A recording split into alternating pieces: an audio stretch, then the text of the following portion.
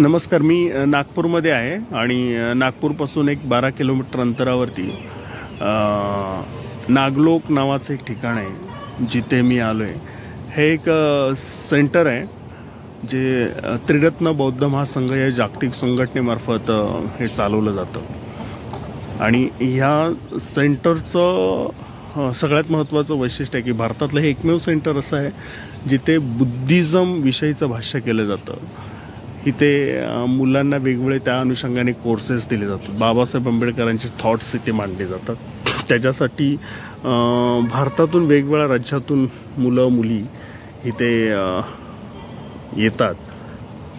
मी 2 दिवसाच्या एका कार्यक्रमाच्या निमित्तानं या ठिकाणी आलो आहे आणि त्यामुळे एका चांगल्या ठिकाणाचं दर्शन या निमित्ताने झालं. महत्त्वाचं म्हणजे इथे सकाळी 6:30 वाजता विपश्यना सुरू होते विहारामध्ये आणि नीरव शांतता असलेले हे सगळं ठिकाण आहे.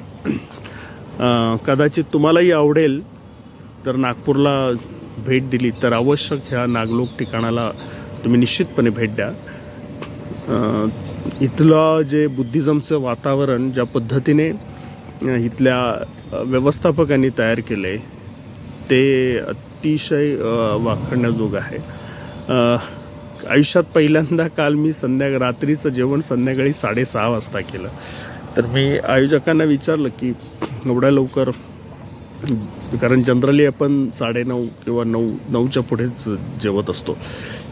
तर त्यांनी सांगितलं की आणि ते सुद्धा लिमिटेड जेवण असतं, असं भरपेट जेवण वगैरे नसतं. आता त्याच्यामागची सुद्धा कारणं आहेत की भरपेट जेवण केल्यानंतर माणसं आळस देऊ शकतील आणि मग ते परत निवांत त्यांच्या जीवनात जातील.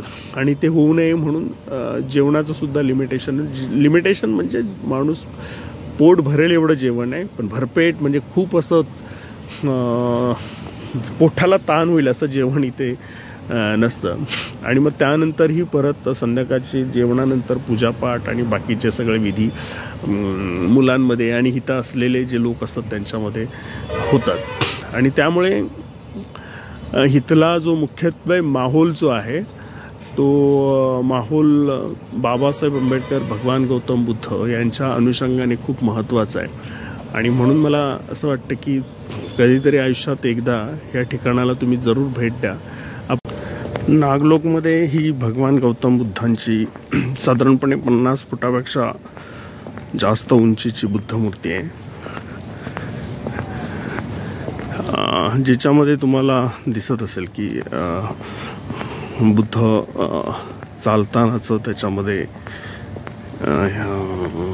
दृश्य दिसते. खूप प्रसन्न वातावरण आहे. दिवसभर धार्मिक वातावरणामध्ये इथे लोक येतात आणि विशेष म्हणजे हे पूर्ण परिसर हा रात्री 8 वाजेपर्यंत बाहेरून येणाऱ्या पर्यटकांसाठी खुला असतो. खूप लांबून वाहनं येतात आणि इथे लोक हे सगळं पाहतात आणि एक नवीन ऊर्जा या ठिकाणी घेऊन जात आहेत.